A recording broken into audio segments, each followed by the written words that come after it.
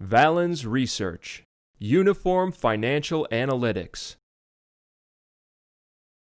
Right, Hormel Foods is Spam. They're Mexican foods, etc.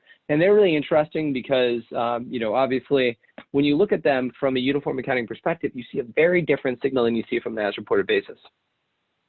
When we look at ROA trend, and honestly, when you analyze companies, understanding trends are just as, if not infinitely more important than understanding a company's total returns, right?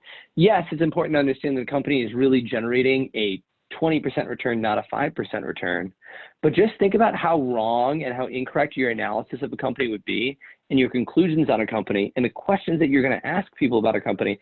If you think a company has declining returns when it's actually having improving returns, you think you're seeing a business in decline when you're actually seeing an improving business.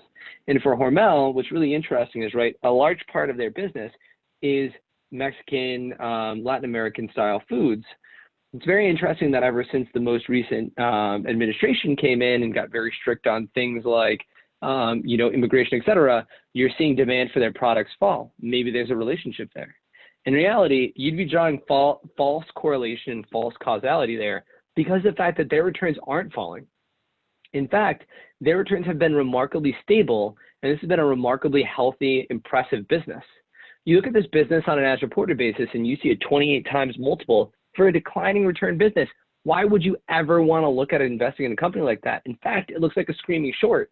All of a sudden, though, when we look at an as reported basis, we say, yes, it is a 30 times PE, but for stable returns that's actually starting to invest in growth, maybe that makes sense. We're certainly not saying that we think Hormel is a buy. Quite frankly, even understanding that returns have been flat, with these white bars, right, that tell us what the market's pricing in, it looks kind of expensive. Even if we were to adjust down, it's, let's just say adjust down this cost of capital, raise this to 2% for asset growth. And then let's actually say, 22% returns stay stable going forward. This company might be fairly valued, right? Actually, it's got about 15% downside. Well, but right, this is a reasonable scenario, right? So we're not actually saying that it's cheap, but we're saying you're going to analyze this company in a completely different way when you look at the distorted as reported accounting metrics, as opposed to if we look at the true blue uniform accounting.